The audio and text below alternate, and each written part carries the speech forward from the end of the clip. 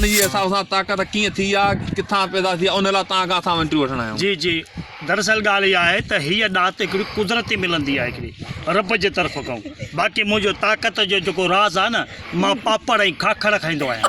भला तव्हां जेके माण्हू त बादाम सचो गिहु खाईंदा आहिनि, तेल खाईंदा आहिनि, तव्हां पापड़ छाजे करे था खाओ? बाबा उहे बि इन करे खाईंदा आहिनि जो हुननि में तेल वधीक हूंदो आहे। मां ग़रीब आहियां, नथो अफोर्ड करे सघां, इन करे पापड़नि में बि तेल हूंदो आहे। जीअं पहलवान मूंखे हथु लाहींदो आहे न, हीअं वारो पट जे हणंदो आहे न, हिन खां ज़िप करे वञी लॻाईंदो आहे। न उन में त तेल ख़राबु हूंदो आहे न, पोइ तव्हां छाजे करे भला इहो तेल इस्तेमालु था कयो? बा ग़रीबनि जे लाइ ॾिसो न, चांहि बि मख करे ॾे त बि टोॿो ॾेई पी छॾंदा आहिनि। मुंहिंजे लाइ ख़राबु शराब बि मुंहिंजी सिहत ॾिस, पहिरीं मुंहिंजी सिहत लॻी पई आहे। तक़रीबन तव्हांखे घणो टाइम थियो आहे जेको तव्हां माना पहलवानी कयो पिया? तक़रीबन मां 14-15 सालनि खां वठी विढ़ा पियो मल, ऐं हींअर मां पहिरीं जोड़म पियो विढ़ा। बाबा बचपन जो थोरो ॿुधाइजो असांखे। बाबा बचपन जेको मुंहिंजो सांगड़ खां परियां मौलवी ख़ैर महमूद स्कूल में पढ़ाई जो थियो, ऐं उन में पोइ जेको आहे असां 14 अगस्त ते प्रोग्राम थींदा आहिनि, उन प्रोग्राम में मलाखड़ो स्टेज शो वग़ैरह कंदा आहियूं। उन में मूंखे शौक़ु वरी मलाखड़े मल जो जाम हो।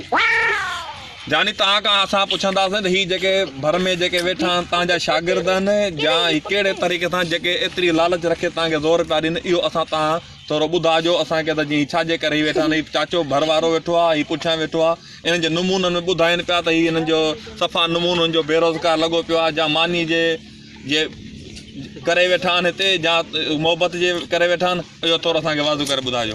बाबा ॻाल्हि जो मक़सदु इहो आहे, हीउ जेको आहे सो मुंहिंजो नंढे हूंदे उस्ताद हो।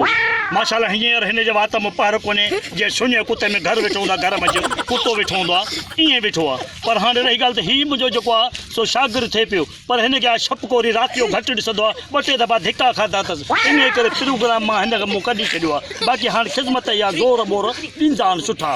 बाक़ी हीउ मुंहिंजो उस्ताद थी रहियो आहे, हींअर हाणे पोड़ो थी वियो आहे, वात में ॾंद कोन अथसि। पहलवान तव्हां ॿुधायो त कहिड़नि मेलनि ते तव्हां मिसाल विया हो, नाला ॿुधाइजो असांखे। नाज़रीन बाबा ॻाल्हि ॿुध, हूअं त असां पंहिंजे तर में रामतियारी आहे, खडड़ो आहे, शाहपुर चाकर आहे, सदातपुर आहे, पर ईअं वॾनि मेलनि मां लंडन वियो आहियां, अमेरिका वियो आहियां, चीन वियो आहियां, फिरांस दुबई, शारजा, इहे सभु मुल्क मुंहिंजा असुली मेले में हईं हल अथई। बाबा नाज़रीन तव्हां ॾिठो त हीअ जेके बि ॻाल्हियूं करे पियो साइंस जूं कूड़ियूं आहिनि, ऐं ठगनि जो जेको आहे टोलो आहे, जेके हिन सां भर में वेठा आहिनि उहे बि हिन जा ठगनि जा ग्रुप आहिनि।